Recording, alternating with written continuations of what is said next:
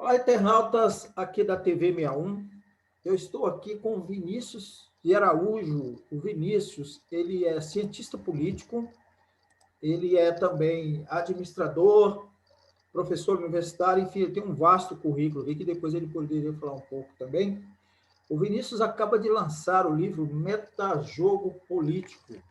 É um livro que ele faz uma análise da Lei 9.096 de 95, que é a lei dos partidos políticos, e a ênfase dele é mais na cláusula de barreira. É isso, Vinícius? Tudo bem? Como vai você? É isso mesmo, João. É um prazer muito grande estar aqui com você na TV 61. É sempre bom estar contigo, né? Já temos uma parceria antiga, né? E também com os teus telespectadores aqui da TV, né? Realmente, o livro ele aborda, né, duas. Ele foca no sistema partidário, né? Brasileiro, na formatação do sistema partidário, especialmente na relação entre o Poder Judiciário, né? Supremo Tribunal Federal e TSE, Tribunal Superior Eleitoral, e na relação com o Congresso Nacional e com os partidos, né, na formatação do sistema partidário brasileiro, né. E aí ele se concentra na análise, né, política de duas normas, né. Uma é a Lei 90/96, né, que você já citou, que é uma lei de 95, que é a Lei Geral dos Partidos, né, que está em vigor até hoje, inclusive, né? E outra é a Resolução 22.610, né, que foi uma resolução editada pelo TSE em 2007, né, que é conhecida como a Resolução da Fidelidade Partidária, né, dizendo que o mandato pertence ao partido, né, ou à coligação, que aquele parlamentar que troca de partido, ele perde o mandato, né. Então isso passou a vigorar a partir desse momento. Então eu analiso o jogo político, né, que envolveu, né, a definição dessas duas grandes regras, né, do sistema partidário, e como se trata de instituições, né, de formatação de instituições, por isso eu chamei de meta-jogo político, né, porque é um jogo no nível mais alto, né, mais elevado. Exatamente. Eu acho que essas três, basicamente, são três questões que eu queria ver com você dentro do tema, porque Sim. uma é a própria lei, né? A lei dos partidos, né? E a própria lei ela permite que haja uma disseminação de partidos, e aí vem a cláusula de barreira que eu queria que você falasse, tá inclusa na lei ou ela foi um novo ordenamento, né? Então, esse ponto que eu queria ver. E a outra é a questão da fidelidade. Em todos esses casos, agora a gente percebe que, principalmente na questão da fidelidade, a gente sempre viu formas de burlar essa questão, né? Então, eu queria que você começasse, por exemplo, analisando, né? Por exemplo, por que tem tanto partido no cenário político brasileiro? Né? São mais de cerca de 40 partidos, né? Eu queria que você começasse analisando um pouco isso aí. É isso mesmo. Hoje, em vigor, em funcionamento, são 33, né, partidos. Nós tivemos já 35, né? Desculpa, hoje são 32. Tivemos 35, mas já houve algumas fusões, né, incorporações. O PCdoB se juntou já com o Pátria Livre, né, com o PPL, e aí ficou o PCdoB, não, na verdade o PCdoB incorporou, né, o Pátria Livre, porque há uma distinção, né, jurídica, né, quando funde, gera um terceiro partido novo, né, funde A mais B vai gerar um C, né, vai gerar um outro partido. Mesmo que E se quando mantenha o mesmo nome? Então, pode ser o mesmo nome, mas é uma outra pessoa jurídica, é um outro CNPJ, né? Começa tudo de novo, né? Isso é a fusão, né? Agora a incorporação não. A incorpora B, aí B some, né? B incorpora dentro de A e acabou, né? Então, os três casos que nós tivemos em 2019 foram de incorporação, né? Foi o Partido Pátria Livre, que foi incorporado pelo PCdoB, o PHS também foi incorporado pelo Podemos, e mais um, acho que o PRP, né, que foi incorporado pelo PRTB, alguma coisa assim, pelo Avante, salvo engano. Mas hoje são 32 partidos. E o que eu analiso ali no livro, João, é o seguinte: nós, dentro do processo de democratização, né, após o final da ditadura, nós observamos o crescimento dos partidos. Né? Nós tínhamos dois partidos, né, durante a ditadura militar, era um bipartidarismo, a Arena e MDB, né? Aí, durante a própria ditadura, já houve uma implantação de um multipartidarismo ainda leve, né?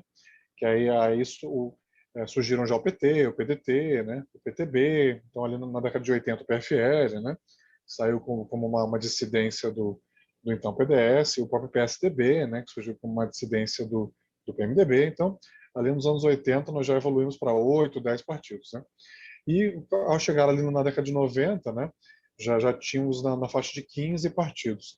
Então, a Constituição já falava de uma nova lei de partidos, né, que regulamentasse a Constituição.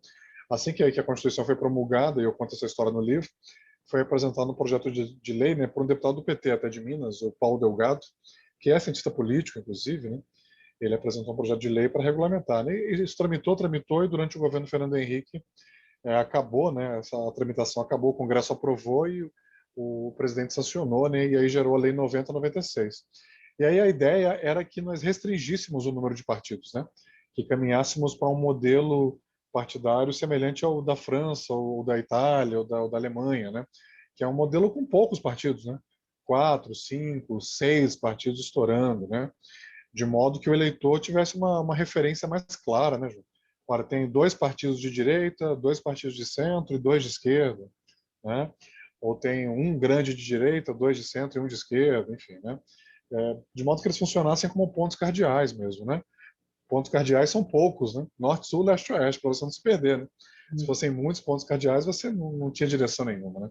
Então a ideia era essa. Então a lei ela trouxe vários instrumentos, né, para administrar melhor o sistema partidário, né? Ela criou o fundo partidário, por exemplo, né, que instituiu o financiamento público da atividade partidária. Ele tinha um orçamento bem menor do que é hoje, mas ele foi criado lá, né? O financiamento público ele vem recente, né? Ele é um adendo à lei, é uma emenda, não. Ele já, Isso, ele já aí há pouco tempo, em 2015, né, que foi criado o fundo de campanha, né, que é um outro fundo para financiar a campanha mesmo, né? Mas o fundo partidário que financia os partidos, né, a atividade partidária. já é originário da lei mesmo, né? Mas, Isso, já veio de lá, mas o exatamente. financiamento público, ele já é mais recente, não? O financiamento público de campanha, né? Aí é de uma lei de 2015, né? Que instituiu o Fundo de Financiamento Eleitoral, né? Que é o FEF, que eles chamam, que aí é o financiamento de campanha propriamente dito, né? Sendo que nós já tínhamos, né? Exemplo, o chamado horário eleitoral gratuito não é gratuito coisa nenhuma, né? Não existe nada gratuito, não existe cafezinho de graça, né? Alguém paga tudo, né? Que está acontecendo, né? Então, o horário eleitoral, né, da propaganda eleitoral, já era pago com impostos, né, que os meios de comunicação, né, que são concessões públicas, né, já deixavam de pagar, né, as rádios e TVs, né? Então, já era uma forma indireta de financiamento público que vigorava. Muito bem, mas a lei instituiu vários mecanismos, né? Porém, o mais polêmico foi exatamente esse, foi a cláusula de desempenho, né? Ou cláusula de barreira. O que é isso? O partido, para ter plenos direitos, né, no Congresso, ele precisaria atingir um patamar mínimo de votação, que naquela lei era um patamar considerado alto, né, de 5% dos votos válidos, né, no país inteiro, sendo no mínimo um X% em 9 estados, né, um terço dos estados e do Distrito Federal. E aí essa cláusula foi muito polêmica, porque poucos partidos superam isso, né? 5% você pode achar pouco, né? Mas num quadro aí com 20, 30 partidos, 5% se torna muito, né? Poucos partidos alcançam essa marca, né, de 5% dos votos válidos, né? Muito bem, isso foi instituído lá e não foi para vigorar na próxima eleição, né, que seria em 98, foi para vigorar em 2002, né? Houve uma controvérsia judicial já, isso foi jogado para 2006, né?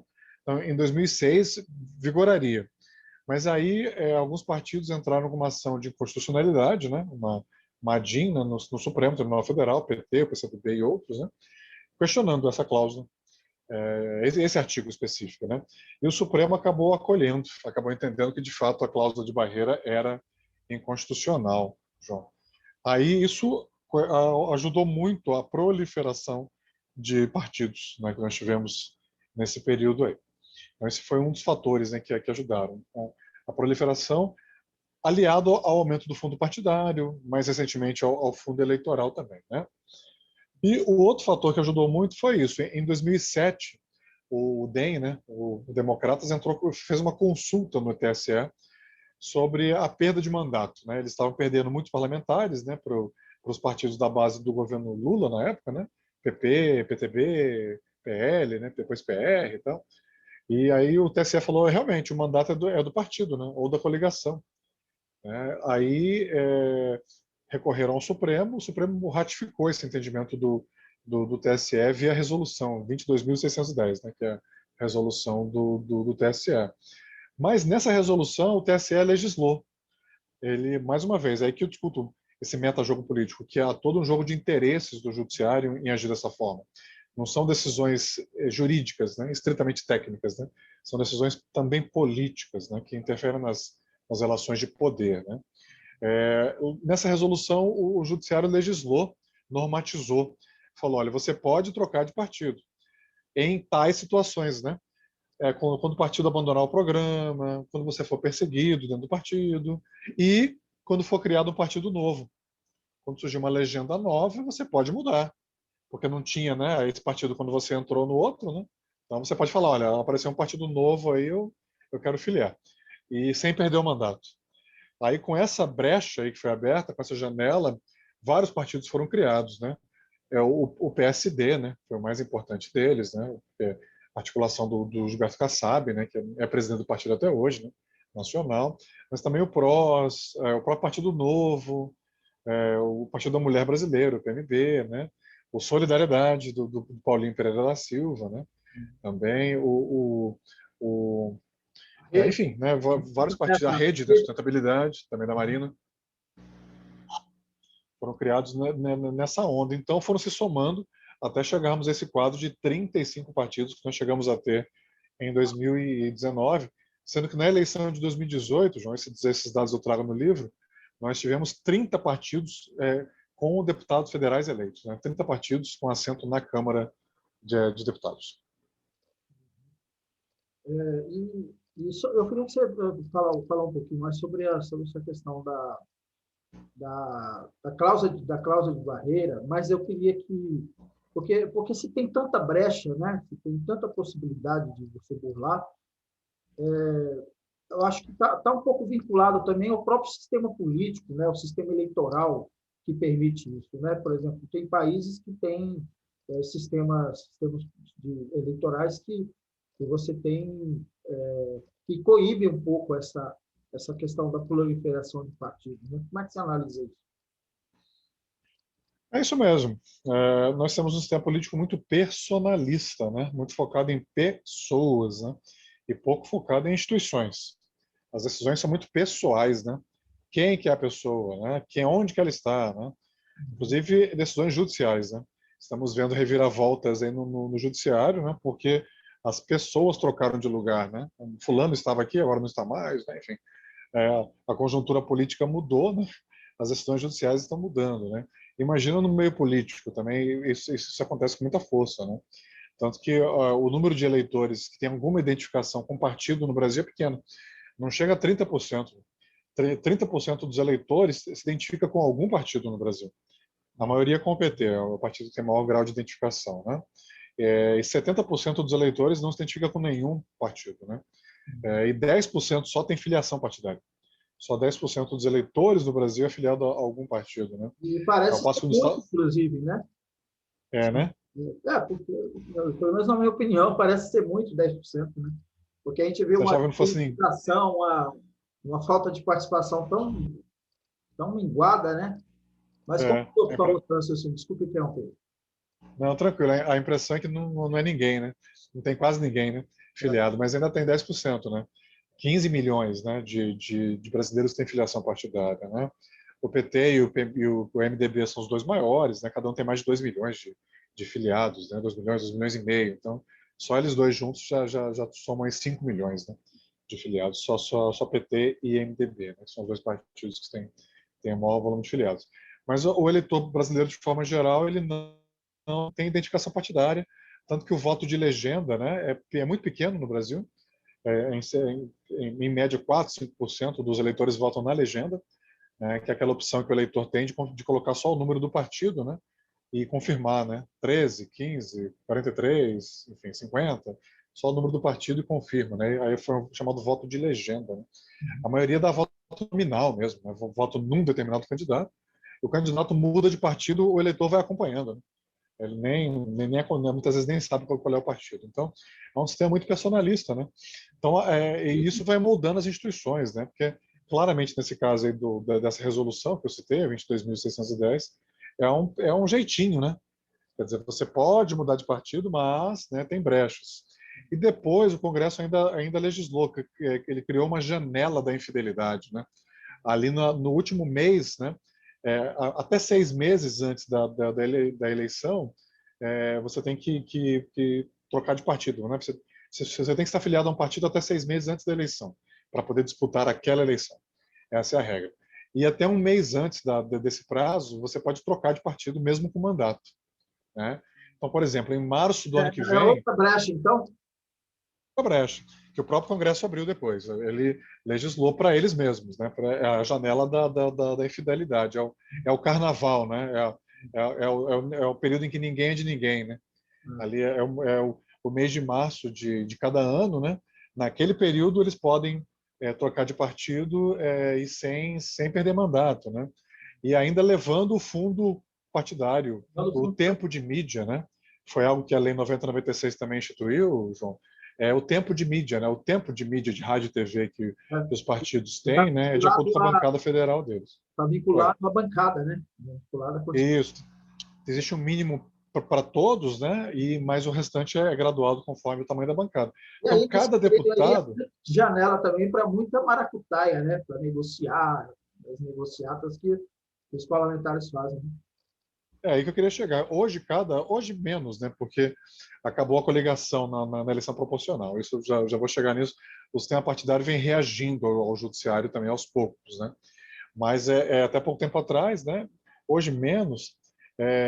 Cada deputado tem valor, né? Ele vale X segundos no horário eleitoral. Isso tem valor, né? E ele vale X mil reais no fundo partidário e no fundo de campanha. Então virou de fato um comércio, né? Como se fosse uma atividade empresarial mesmo, né? De compra de empresas, né? De fusões, aquisições, né? Incorporações de empresas mesmo, né? Então isso ficou muito ruim, né? Para a democracia, porque acabou distorcendo, virou um comércio. Quais mecanismos você acredita que possa mudar, por exemplo, na questão eleitoral e no sistema político também, para coibir isso, né? Porque é uma bagunça total, é uma vergonha para a questão política nacional. Né? Então, tem aí países que têm a questão das listas, né? E o voto distrital e outros mecanismos. Por favor, analise isso aí, certo? O que fazer para colocar o sistema político brasileiro no eixo, né? Sem essas coisas todas? É verdade. Eles mesmos perceberam, João, que ficou disfuncional. O sistema ficou disfuncional, porque você formar maioria com 30 partidos é uma coisa desumana, né? Fica muito difícil, né? Porque até um certo ponto, até um certo momento, os partidos grandes jogavam muito com os pequenos, né? Especialmente nos estados e municípios. Tinha alguns joguinhos que eles faziam, né? Mas depois de um tempo isso ficou disfuncional, ficou realmente muito difícil, né? Formar maioria, né? Uma pulverização muito, muito grande. Os grandes partidos perderam o espaço que tinham, né? Então, se você pega lá nos anos 90, né? O sistema partidário era, e eu trago esses números, né? Olhando os quatro grandes, né? PSDB, o PMDB, né? O PFL, depois Democratas e o PT, né? Esses quatro grandes aí tinham 60%, quase 70%, né, dos deputados federais, né? Só PSDB e PFL, na época do governo Fernando Henrique, né, eles tinham mais de 200 deputados somados, né? Então era uma relação muito mais coesa, muito mais estável, né? Eram bases parlamentares muito, muito mais estáveis, era mais fácil de manter esse relacionamento do executivo com o legislativo, né? Então eles mesmos perceberam esse excesso e o próprio Congresso legislou, né? E restabeleceu a cláusula de barreira, mas aí começando no nível mais baixo, de 2%, né? E crescendo até 2030, né? Ela vai crescendo a cada eleição. Já teve não começando em 1,5%, desculpa. Já teve nessa eleição de 18, aí vai subindo em 22, vai subir em 26, até chegar, acho que ela chega em 3% lá em 30, né? 2030. Então já tem uma cláusula de barreira, né? E também acabou com a coligação na eleição proporcional, né? Esse foi um ganho também, né? Hoje os partidos, nessa eleição de vereador já foi assim, né? Cada partido teve que lançar chapa pura, né? Porque antes você votava num candidato do PCdoB, elegia alguém do PR. Né? Você votava num sem terra, elegia um empreiteiro. Você Né? pega um tiririca da vida que puxa um monte de, né, É.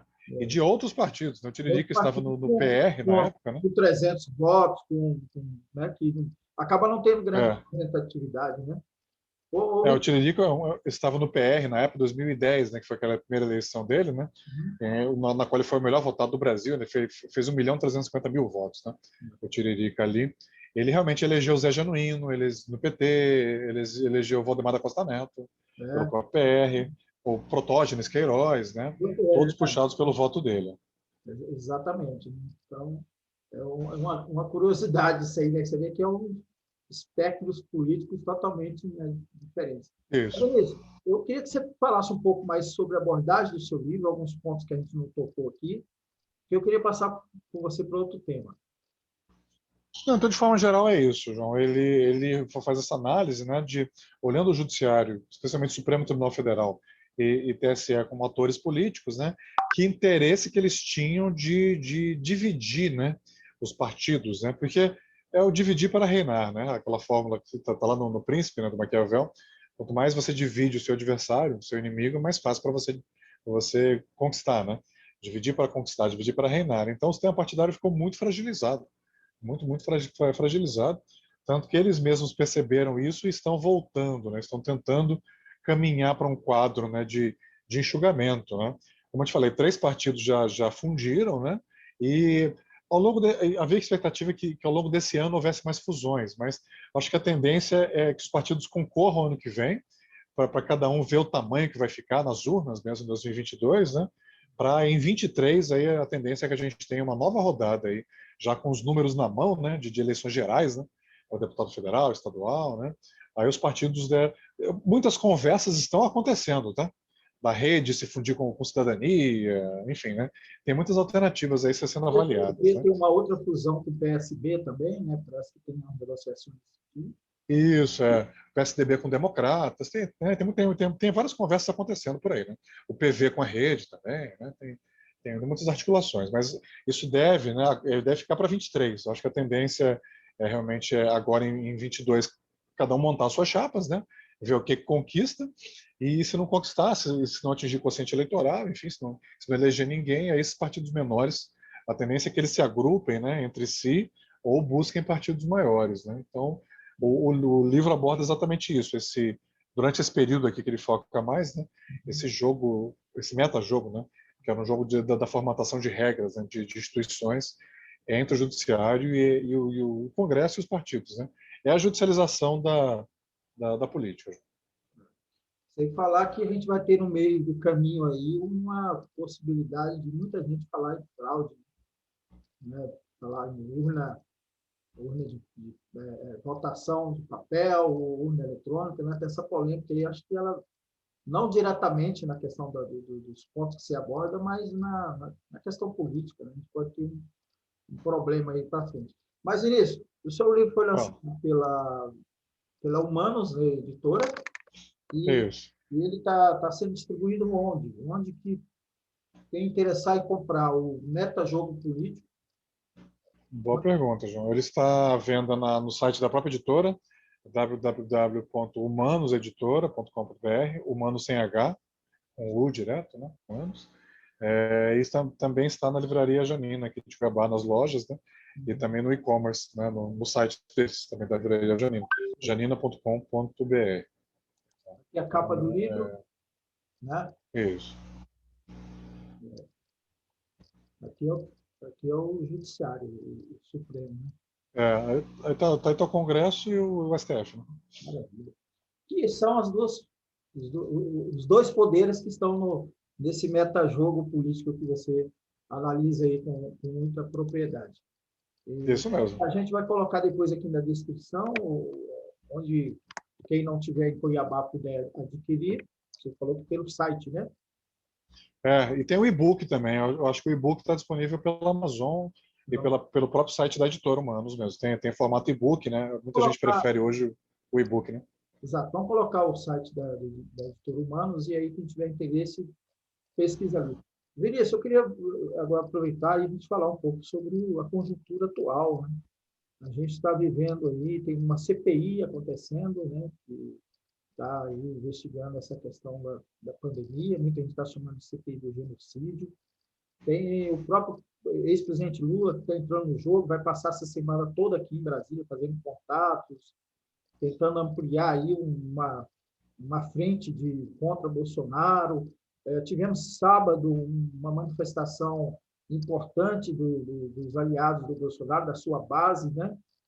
Que a gente deve considerar, porque, quer queira ou não, ele é uma liderança política, e a gente não concorda, eu pessoalmente não concordo com essa liderança política, nem com o que ela prega, que eles defendem, por exemplo, é, a intervenção militar, né, AI-5, destituição de outros poderes, né, como o próprio judiciário, o STF, enfim.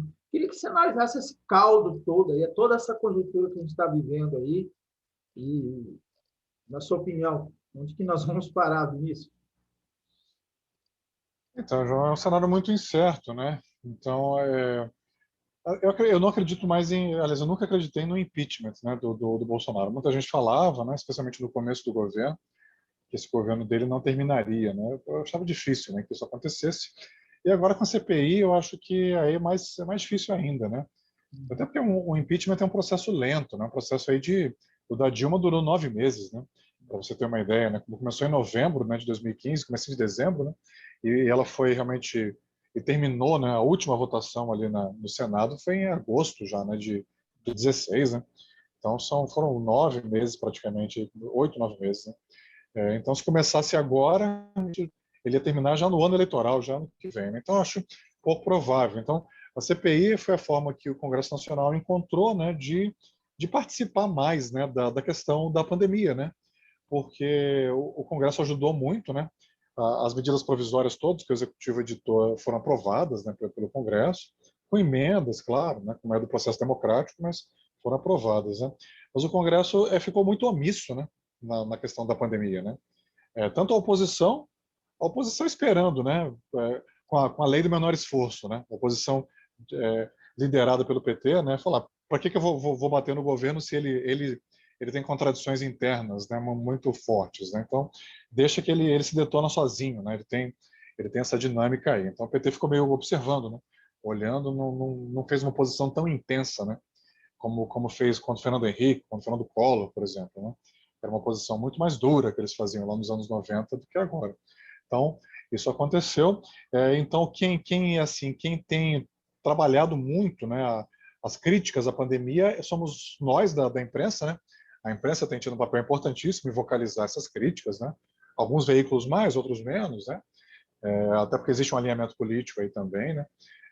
Mas a imprensa e os movimentos sociais, né, têm tido um papel importantíssimo na pandemia. Então, o Congresso viu que o Congresso Nacional, precisava se pronunciar, né, sobre a pandemia, e aí criou a CPI, deu palco para a oposição, né, e é um instrumento de chantagem, um instrumento de pressão para setores do centrão, né, setores da própria base aliada do governo Bolsonaro para conseguirem o que eles querem, né. Então, eles vão pressionar, vão usar a CPI para pressionar o governo a, a fazer alianças mais favoráveis nos estados, né, ajudar mais os governadores aqui e ali, quer dizer, cada passo ali, cada requerimento, cada convocação, cada tudo vai ser muito bem negociado, quer dizer, eles vão colocar o preço da governabilidade, né? Já que o impeachment não vai acontecer, né, e o Arthur Lira já deixou isso muito claro, né, que é o presidente da Câmara, né, agora, mas ao invés de caçar o presidente, eles vão sangrá-lo até a eleição, ou até a próxima eleição. Essa é a estratégia que está contida na CPI. E em relação à eleição presidencial, João, assim, a tendência muito forte é de um segundo turno Lula e Bolsonaro, né? porque os dois partem de pisos muito altos, né? O Bolsonaro tem os 30% dele, quer dizer, mesmo com uma conjuntura econômica muito ruim, né? Desemprego elevado, inflação elevada, né? O câmbio alto, né? O dólar a 5,50, né? Que é mais? O PIB em queda, né? O PIB caiu ano passado 4,1, né? E Pandemia outros passando indicadores. ali, já passando da casa dos 400 mil e tem Isso, que até o com final essa do ano, conjuntura toda, né? 1 milhão, né? Com um cenário econômico parecido, o Michel Temer e a Dilma tinham 10%, até menos de 10% de bom e ótimo, né? E o Bolsonaro ele mantém os 30% ali fiéis dele, né? Que é basicamente o eleitorado anti-Lula, né? Nós temos aí desde 89 que não, o nosso eleitorado em nível nacional nas eleições presidenciais, naturalmente, né? Ele se divide em 3 terços, né? Um terço é Lula, outro terço é anti-Lula e o terceiro terço é o pêndulo, né? Que ora oscila para um lado, ora oscila para outro, né? O Lula ganhou 4 eleições, né? As duas dele e as duas da Dilma, quando ele teve uma liderança em conteste, né? Nas 2 vitórias da Dilma, né?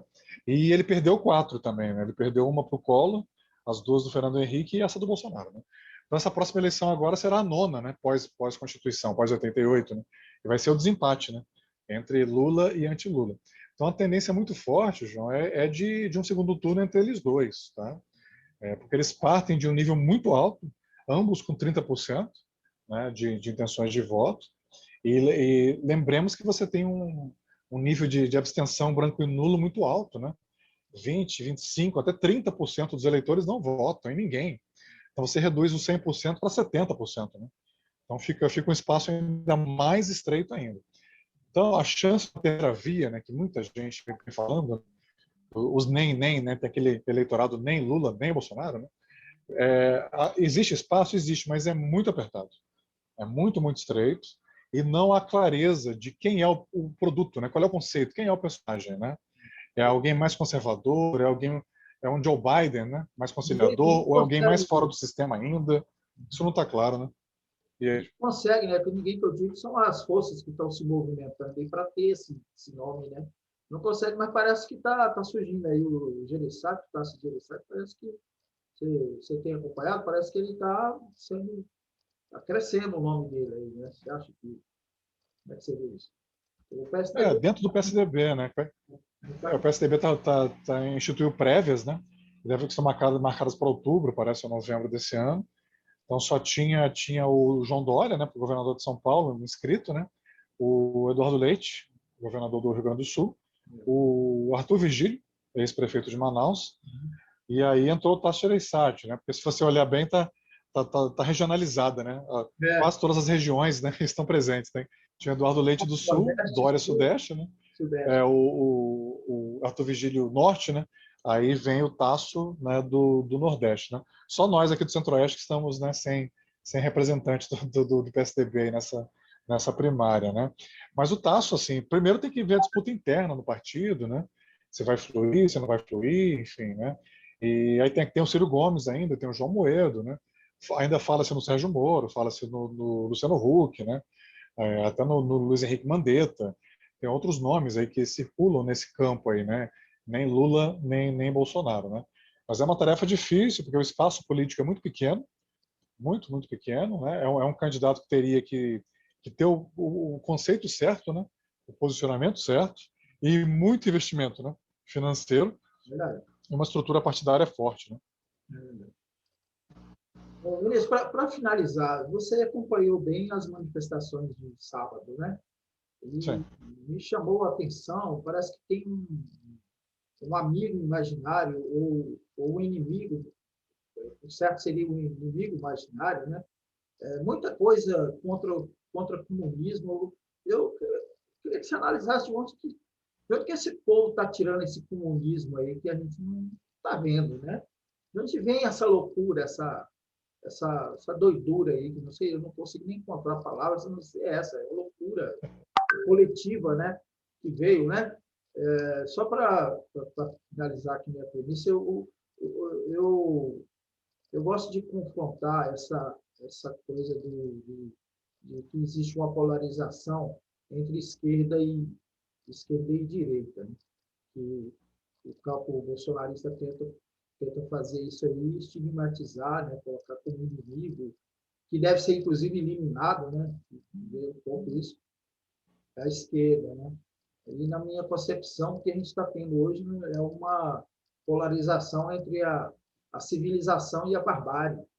Eu acho que essa aqui é a compreensão que as pessoas têm que ter. Mas, enfim, eu queria a sua opinião sobre esse comunismo aí que a gente viu sendo colocado aí como grande inimigo da nação. Onde é que está isso aí? Né? Então, eu, pessoalmente, não consigo ver. Pois é, João, eles também não, né? Algumas pessoas acreditam, tem gente de boa fé aí que acredita mesmo, né? Nesse discurso aí conservador, né? Do Olavo de Carvalho, né? De alguns ideólogos aí, né? Do Nelson Barbudo, por exemplo, né? Que é o deputado nosso aqui de Mato Grosso, né? Bolsonarista, Zé Medeiros. Mas, assim, a maioria sabe que não existe, né? Isso, né? Mas nos últimos 100 anos, né? Desde a Revolução Russa, desde 1917, né? Quando o comunismo passou a ser uma ameaça real, né? Ameaça bolchevique, né? Que até então, até esse momento, eles falavam, né? Os liberais, os revolucionários, os jacobinos, né? Havia outros inimigos do povo, né? Mas após a Revolução Russa, né? E aí os partidos comunistas, né, se espalharam pelo mundo, a Internacional Comunista, né, passou a agir com muita força. Desde então, de tempos em tempos, a direita brasileira levanta esse farol, né? Toca essa trombeta, né, do anticomunismo, que é um discurso que tem muito apelo, né? Ele tem muito apelo ainda, né? Então, lá nos anos 30, ele foi muito utilizado, né, pelos integralistas, né, e até pelo próprio Getúlio Vargas, né? Depois, nos anos 60, né, ele voltou a ser utilizado, né, aí sim pelos militares, pela UDN, né, especialmente contra o Jango, né, contra o João Goulart, né, que era o presidente na época, que acabou sendo deposto, né, por um golpe de Estado. Também ali não havia chance nenhuma de um golpe comunista no Brasil, era um exagero, né? O Jango não era comunista coisa nenhuma, era um nacionalista de esquerda, que seja, ou de centro-esquerda, né? Um populista, etc. Mas não era um comunista. Né? Ele mesmo era fazendeiro, era dono de terra, de gado. Né? Que comunista que é esse? Né? Então, o que se podia ter lá era uma economia mais estatizada, mais fechada, né? Mas se caminhar para um modelo soviético era algo cubano, né? Como se falava na época, era algo quase que impossível, né? E aí nos anos 80 ele volta, né? Na campanha Lula e Collor, por exemplo, né? O Collor utilizou muito o anticomunismo, né? Para ganhar do Lula, especialmente no segundo turno, né? Falava assim, se o Lula ganhar, você vai ter que dividir seu apartamento com um pobre, né? Se você tiver 2 carros, você vai ter que dar um para o pobre, vai ficar com o outro, enfim. O Collor acabou tocando esse alarme de novo, né? Então, agora, né, de 30 em 30 anos, esse discurso volta, né? Em crises cíclicas, né? Crises políticas cíclicas que nós temos no Brasil. Então, na verdade, existem alguns temas que a direita utiliza, João, para fazer um chamamento, né? Uma mobilização do seu eleitorado, né? O aborto, por exemplo, um tema que em quase toda eleição é um tema que entra na pauta, é o tema do aborto, né? Ah, tal candidato é a favor do aborto, aí pronto, né? Também é um tema que mobiliza, né? Que chama muita atenção, né? O anticomunismo é um tema mais estruturante, né? Assim como pela esquerda o golpismo, né? Quando a esquerda fala em golpismo, né? Aí sim, isso mobiliza muitas forças de esquerda também. Exatamente, exatamente. Outro tema que mobilizou muito, principalmente na eleição de 2018, foi o kit gay, né? O kit gay para a gente é um absurdo essa história, mas você tem gente aí que eu conheço em Cuiabá, que é publicitário, jornalista, advogado, que acredita no kit gay, né? Enfim. Ô, Vinícius, Ah, é. Esses temas morais, né, assim, foram muito presentes, né, dessa agenda cultural mais conservadora, né, a questão do kit gay, a questão da escola sem partido, né, que foi algo que eles pautaram com muita força, a ideologia de gênero, né, houve alguns temas nessa questão comportamental, moral, né, que foram muito trabalhados nos 2018. isso, muito obrigado, meu irmão, pela sua entrevista, muito legal. Seu livro, sensacional, vamos aqui retomar um pouquinho. É a Metapolítica, né? Meta jogo político, né, tá aqui, Meta-jogo político. e isso vai ficar ao contrário, na editora Humanos, é só digitar Meta-jogo político, né, no Google, editor Humanos, já vai vir o link dele para quem quiser fazer aquisição, ou do impresso ou do e-book, tá? Tá disponível. Eu tenho um site também, né? Do Grupo Humanos, humanos sem Isso, h.com.br. isso. Ok, muito obrigado, então, Vinícius. Convidar você para a gente fazer uma análise aí sempre semanal ou quinzenal, ver a sua disponibilidade na sua agenda aí, se você quiser conversar com a gente aqui com frequência, tá aí o convite feito, tá bom? Deixa aí suas considerações finais. Vamos sim, João. Agradeço a oportunidade de estar com você e os teus telespectadores aí da capital federal, né? Aí de Brasília. Sempre um prazer. Eu estou à disposição. Vamos combinar. Vamos sim. Combinar. Um abraço e obrigado. Um abração. Eu que agradeço você.